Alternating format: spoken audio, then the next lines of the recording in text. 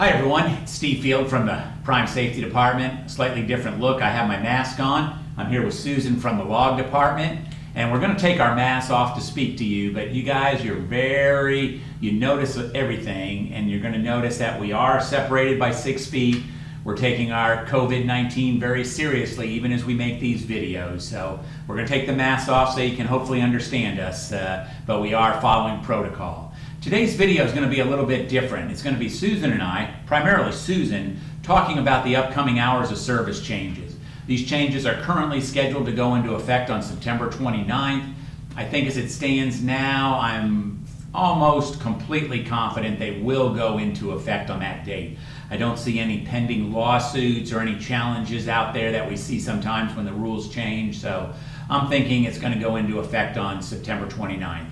Omnitrax has been working hard on making changes to all the programs, so we'll talk about what Omnitrax has done. We're going to talk about the changes. What's different about the changes this time is really none of them are required. I think the changes are all positive for us. We don't have to use any of the changes that they're going to give us, but when we do use them, I think they will be helpful for us in certain circumstances. So we'll go through each of the changes with you. We'll try to answer or anticipate what questions you have, but certainly after you watch the video, if you have questions, get with your log advisor, get with Susan in the log department so we can get you a specific answer. We think we understand how the changes are going to work. Sometimes there's last minute interpretations. We've already seen one bit of information from the FMCSA that really wasn't accurate. They've since corrected it. So I think we're on track here, but if there's something that doesn't look right to you, something that we didn't fully explain, or something that you just don't understand, and believe me, I've had to read this several times to hopefully have a basic understanding of it. So if you have a question, let's get with your log advisor so we can get an answer for you. So we're going to go ahead and get started here. So the first change we're going to talk about is the short haul exception, is what we call it, for drivers that stay locally.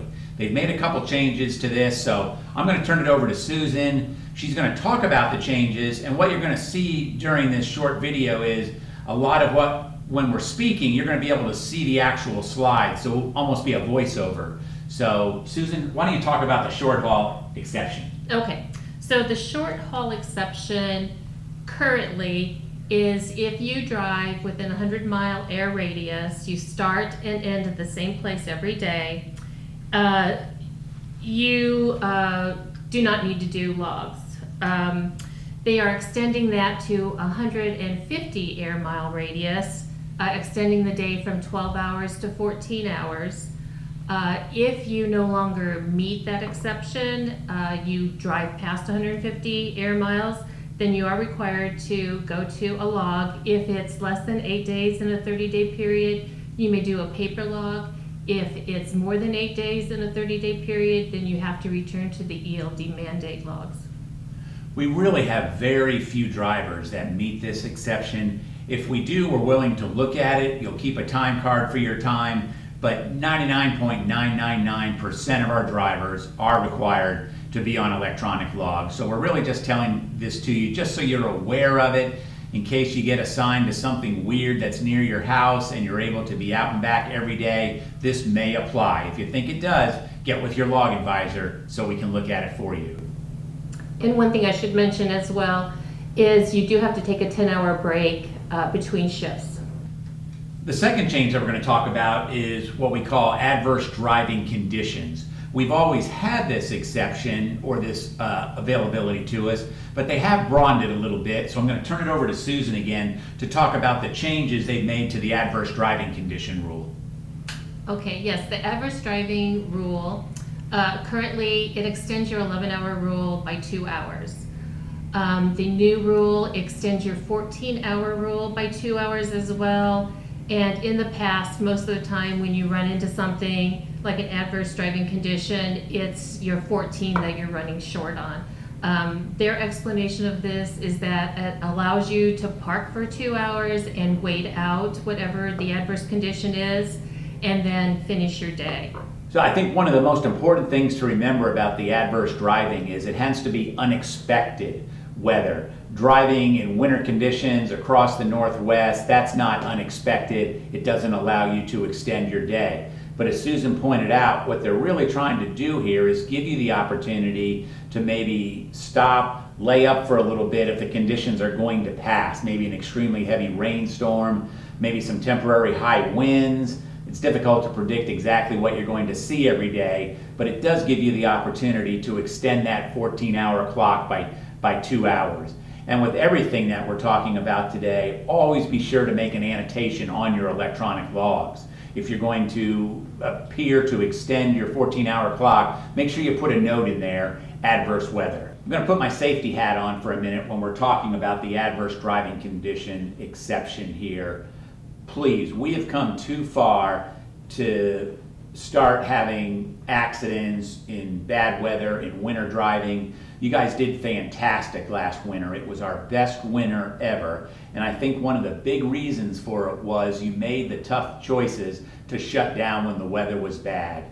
You know, this is from my heart, this is from Robert Lowe, that if you don't feel the conditions are safe, please find a safe place to park, contact your fleet manager so he can get with sales and let the customer know. I don't want you to take this adverse driving exception to think that it's okay, I guess I need to keep driving when the weather's bad. Nothing has changed about giving you total control over when you shut the truck down. Everybody has different experience levels out there, different comfort levels. If you feel it's unsafe, or you feel 20 miles up the road it's going to be unsafe, that's even better. That's the time to go ahead and shut down and let your fleet manager know. This adverse weather driving exception, we can use it when it's appropriate, but please don't use it or don't think of it as us trying to twist your arm into driving when the weather's bad. That is your decision to make. And I just wanted to make sure that was clear. The next change, and I think this is probably the biggest one that we've talked about so far, it's a change to the 30-minute break. We've had that requirement now for several years. Probably time gets away from me, but probably 5-7 years we've had that requirement to take a 30-minute break. But I think they really have listened and they've made some significant changes to it. So I'm going to turn to Susan here to talk about the changes to the still mandatory 30-minute break, which comes after 8 hours of driving. Susan? Okay, so currently the 30-minute rest break applies to the on-duty time. As soon as you start your day, that 8-hour rest break clock is running and you have to take a 30-minute rest break. It has to be in off-duty or sleeper. The new regulation states that it applies to the 11-hour clock, so it's only going to apply to the amount of time you're driving. So 8 hours of consecutive driving, you will be required to stop for 30 minutes. The 30 minutes now includes on-duty time, off-duty time, sleeper berth time, personal conveyance, and yard movement. So anything that's not a drive line will reset that 30-minute clock. It has to be 30 consecutive minutes, not broken up. So it does allow you to fuel on duty and then maybe go inside the truck stop and get something to eat, use the facilities, PC to a parking spot. All of that will count towards your 30-minute break, and it only is impacting the 11-hour clock now.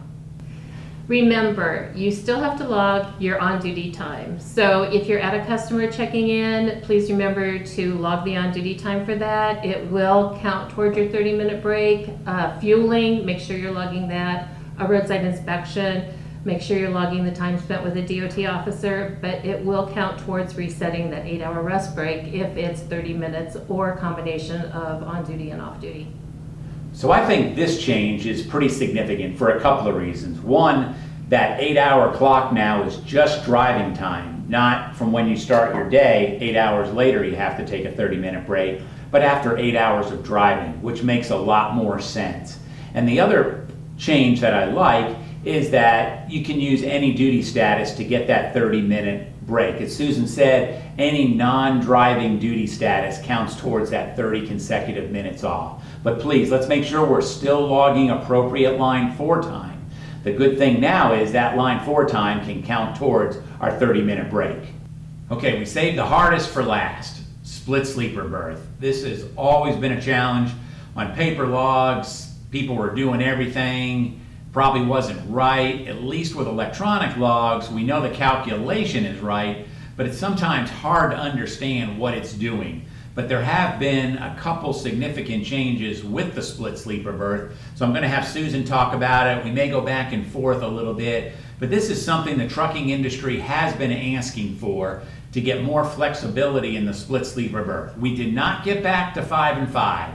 We didn't get there, but at least we got to 7 and 3. So that's a little different. And also, neither of the breaks will count towards your 14-hour clock. That's a little different than the old rule where the shorter break would still count against your 14-hour clock. So trust me, this stuff is complicated. The Omnitrax, the Qualcomm, it does calculate it for you, and they're going to try to make some changes in the program where it can kind of project for you what's going on with the split sleeper berth. So Susan and I are going to talk about it, but I think if you're going to have questions or confusion, this is where it's going to be, but we're going to do our best to explain it. So Susan, go ahead. Okay. So right now we have the 8 and 2 split break. 8 has to be in the sleeper berth. The other break has to be a minimum of 2 hours. The new regulation states that in addition to that, you can also split with a 7-hour sleeper berth break. The rule is the sleeper berth break has to be a minimum of 7, and the other break has to be a minimum of 2 hours, but they have to total 10 when added together. So in other words, if you take a 7-hour sleeper berth break, your other break would have to be 3. If you took a 7.5-hour sleeper berth break, your other break would have to be 2.5. If you took an 8.5-hour sleeper berth break, your other break still has to be 2 hours because the rule states the smaller break has to be at least 2. So the sleeper berth break, a minimum of 7, the other break, a minimum of 2, but added together, they both have to equal 10. So, like the current rule, that big break, in this case the one that's at least 7, has to be in the sleeper berth. You take that off duty, it's not going to work, correct? Correct. If you go to PC or off duty, that interrupts that 7 hours of consecutive sleeper berth and it will not work.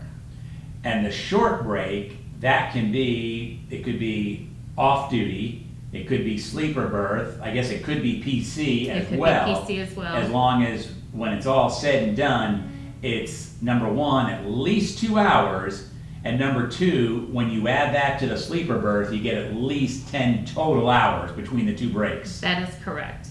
And the important part is neither of those qualifying breaks counts against your 14 now. So before the 2-hour break always counted against your 14, now it does not.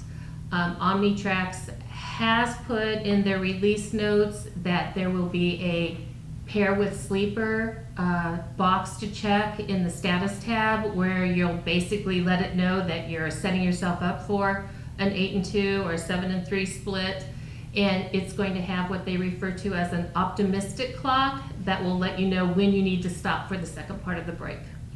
So the way I take it, that little box to check is, for example, if you get stopped at a roadside inspection, you could technically be over your hours, but with your intent is to split it, which is going to bring you back into compliance. Correct, and that will be there for the officer to see that that's what your intention is. Pretty complicated, the split sleeper berth. It is complicated. That's probably one of the biggest questions that we get on a daily basis is, can I do an 8-hour sleeper berth break? Why didn't I get it? And there's something else we maybe should talk about now too, is they've already started to download the firmware upgrade to the MCP 200s, and we've run into a little situation where, because this is a future thing going into effect on September 29th, it in some instances is not pairing the 8 and the 2 together on MCP 200s who have received the firmware upgrade. If that is the case, please contact us. We do have an open case with Omnitrax. They're diligently working on getting this resolved.